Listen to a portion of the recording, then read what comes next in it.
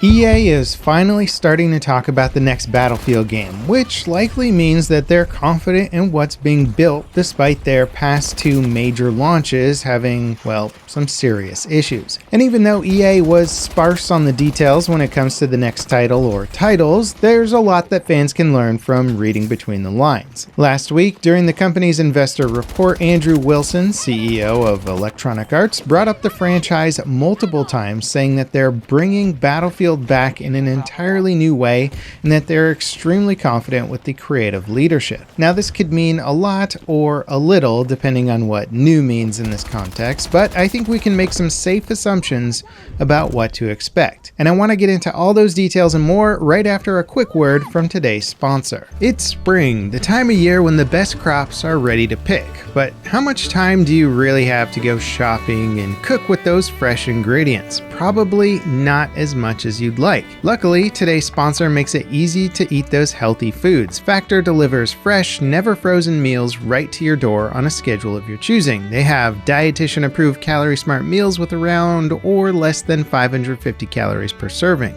And not only do Factors taste way better than frozen meals, but the lack of freezing means you'll probably get better nutrients. They have a rotating weekly menu with 34 chef-prepared meals and over 45 add-on options like these fruit smoothies. I've made Factors a part of my weekly routine, and I gotta say I just love them. All you have to do is pop Factor meals into the microwave and they're ready to serve in minutes. Factor will custom build your orders based on food preferences and your meal history. So try Factor today. Head to factor75.com or click the link below and use code LEVELCAP50 to get 50% off your first Factor box. That's factor75.com or click the link below and use code LEVELCAP50 to get 50% off your first Factor box. Alright, let's look at some of the nuances of what was said about the next game. While addressing this subject during the investor call Q&A section, Andrew said this: "It's firmly implanted in the first pillar of our strategy when building games and experiences that attract and entertain massive online communities across platforms, across business models, across geographies. And we think that Battlefield is going to be a meaningful part of our future, and we'll share more as time progresses." Now, combining this language with what we know about Battlefield's current development, they're using 3 different studios to work on a traditional multiplayer game, a new multiplayer mode or standalone game, and a single player mode and or standalone game. And it seems pretty obvious that the company is going to use this IP to hit at least 3 major markets that all appeal to slightly different interests.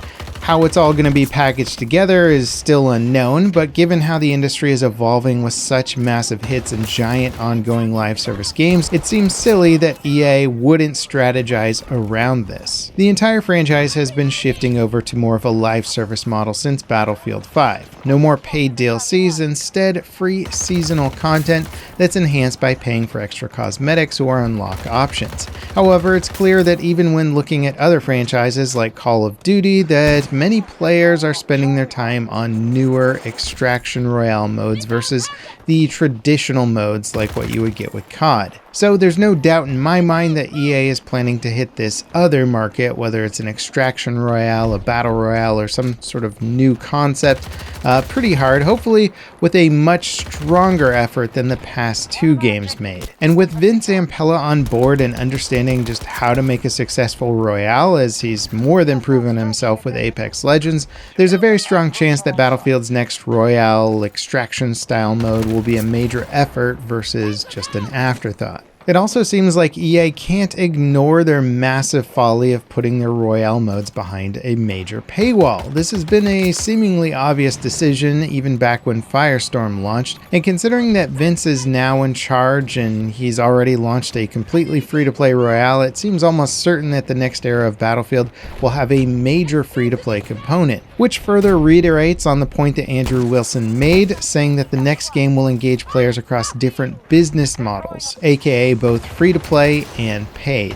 Now, one of the bigger problems with Battlefield over the years is DICE constantly reinventing the wheel and failing to bring along each title's best features to newer games.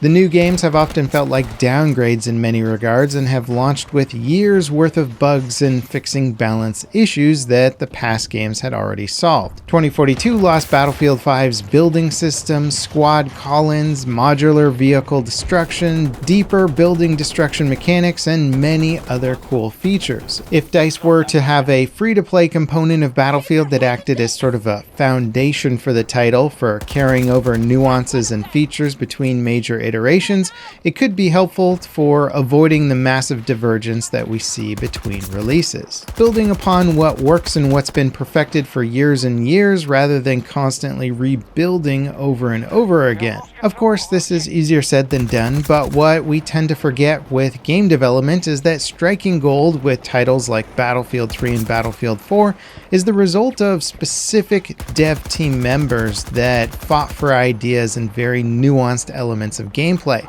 Over the years, teams change and some of those members leave, move on to other studios along with their ideas and what they brought to the franchise. And if you tear down the work that they done and start all over again, a lot of the nuance is going to be lost in the next project. And Battlefield is very much a game of nuance, which is why it's been so hard for other franchises to compete with it. The magic formula is difficult to replicate, sometimes even for DICE themselves, which is why it makes sense on some levels to stop rebuilding it over and over again and instead keep building it up. Now, when Andrew said that they're bringing Battlefield back in an entirely new way, it's possible he was just talking about a new deployment strategy with multiple game types and multiple financial models. But it's also possible that he meant that players were going to be getting a new experience when it comes to, say, the traditional multiplayer game. And really, it can't be ignored that pretty much all of the current core fan base is still enjoying Battlefield for its traditional modes. Will we be seeing some major overhauls or redesigns in this department as well? In my opinion, now would be the time to shake up the franchise with bold new ideas. Fans are expecting something big from the next installment, and with the current leadership, they could probably pull off some major changes and still make them fun. And there's plenty of problems in Battlefield's core design that have really never been addressed, due to either fear of change or the fixes just being unclear or very complicated. A little while back, I made a video discussing how Conquest, a mode that has mostly stayed the same for about 20 years, could be majorly overhauled to inject a lot of newer tools and concepts to create a more engaging mode overall. And you guys actually responded really well, which I found surprising considering that generally when somebody suggests changing a core experience in a fundamental way, well, there tends to be a lot of pushback and hesitancy. But I think that because my ideas were less about turning Conquest into something entirely different and more about improving Conquest by looking at the problems of the mode, it resonated more with players who have been generally unimpressed with the lack of innovation from DICE. And my ideas aren't necessarily unique, but they come from other cutting-edge games and what they're doing to make multiplayer more fun and engaging, like adding in modifiers to game modes to keep things more interesting or unpredictable. You could look at Tornadoes in 2042 as sort of an example of this, random events that change the circumstances of your situation, requiring you to re-strategize, although I think most would agree that Tornadoes didn't really bring much of a fun factor in this regard. Battlefield could easily bring back some event-style mechanics using an AI commander system to issue orders to specific squads or even entire teams throughout different stages of the round. Supply caches could drop in which would need to be captured and fought over to receive bonus points or additional vehicle support, and AI commanders could match top-level squads on each team against each other to fight over specific objectives, which could go a long way to creating more unique matches with specific plays and pivotal moments.